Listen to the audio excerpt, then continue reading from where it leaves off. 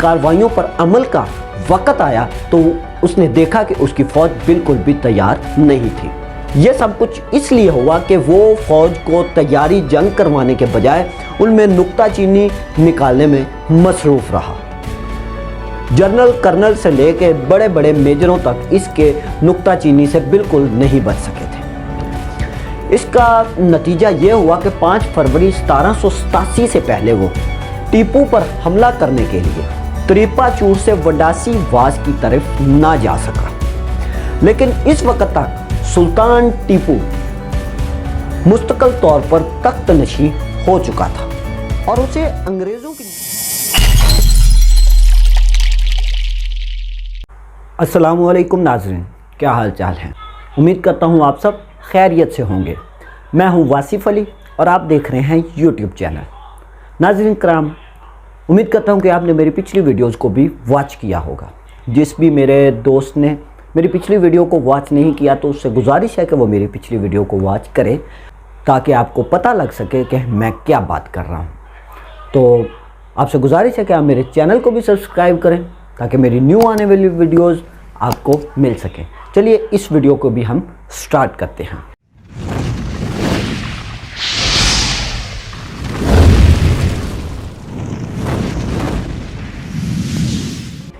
बेदानूर पर हमले का हाल सुनते ही टीपू ने लतीफ़ अली बेग को इसके दफा के लिए रवाना होने का हुक्म दिया।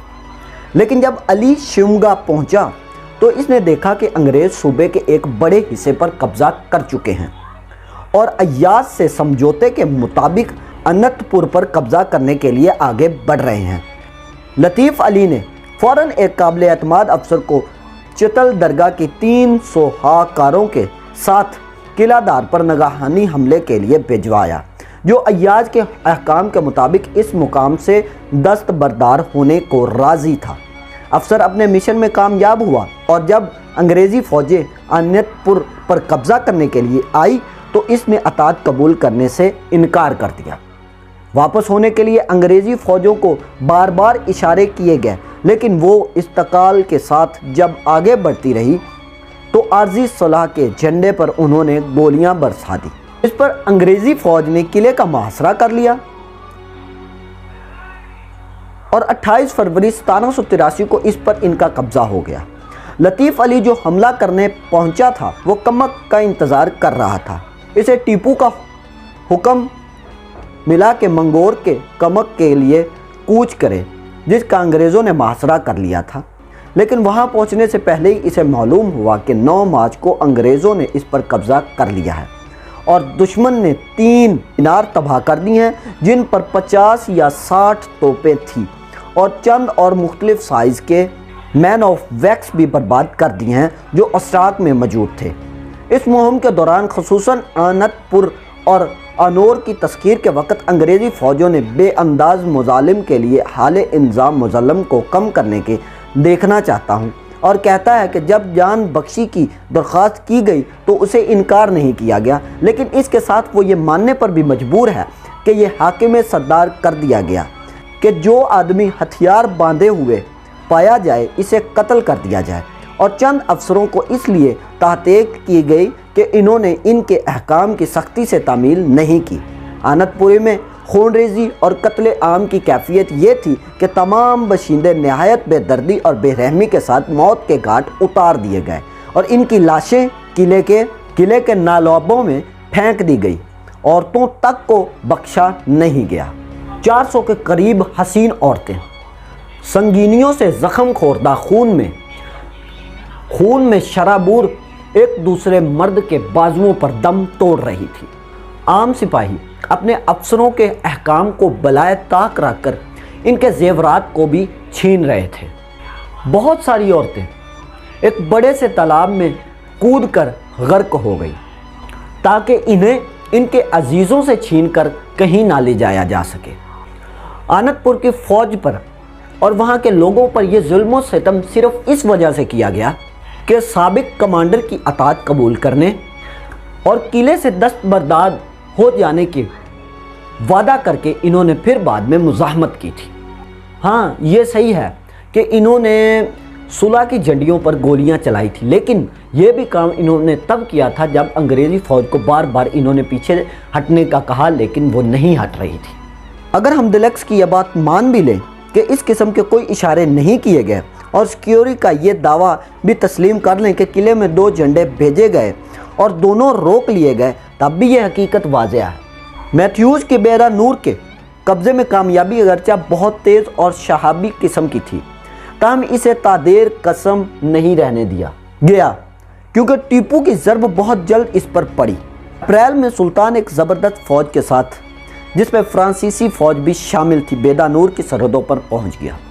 12,000 आदमियों के साथ इसने हैदरगढ़ और कोयल दर्ग पर आसानी से कब्ज़ा कर लिया और फ़ौज का एक हिस्सा घाटों के दरमियान पर कब्ज़ा करने के लिए भेज दिया, ताकि साहिल समुंदर के साथ अंग्रेज़ों की रसल और रसाई का सिलसिला मुनक़ता हो जाए।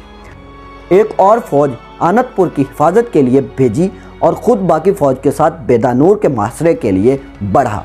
पहले इसने शहर पर दावा बोला, फिर फ़ौज सीढ़ियाँ लगाकर फसल के दीवारों पर चढ़ गई और इस किले का मुहासरा कर लिया, जिसमें मैथ्यूज़ शदीद नुकसान उठाकर पनाह लेने पर मजबूर हो गया था।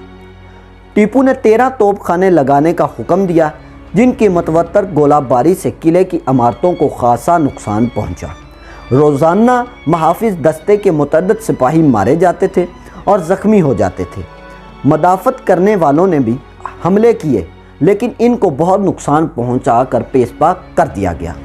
इस असना में मैसूर फ़ौज के एक हिस्से ने घाटों के दौर पर कब्ज़ा कर लिया और इस तरह बेदानूर मंगोर से कततन अलहदा हो गया। इस नाकाबंदी की वजह से महाफिज फ़ौज सख्त परेशान में मुब्तला हो गई। रसद और गोला बारूद की कमी और पानी की किल्लत की वजह से इन्हें शदीद मुसीबत का सामना उठाना पड़ा। किले में एक मर्ज बुखार फैल गई।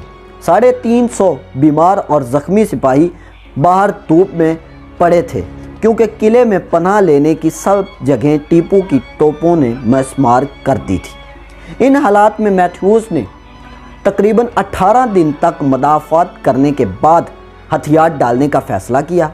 मैथ्यूज़ ने आर्जी सुलह का झंडा भेजा और सुल्तान को इतला दी कि हस्बे ज़ैल शराइत पर अतात कबूल करने को वो तैयार है। अंग्रेज़ी फ़ौज जंगी एजाज़ के साथ किले से बाहर आ गई। हथियार किले के सहन में जमा किए गए और जो भी सामान सुल्तान की मलकियत था उसे किले में ही वापस छोड़ दिया गया।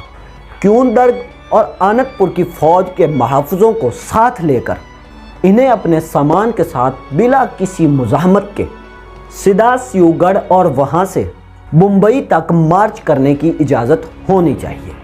सुल्तान के साथ वो एक तयशुदा मुद्दत तक कभी जंग नहीं कर सकेंगे।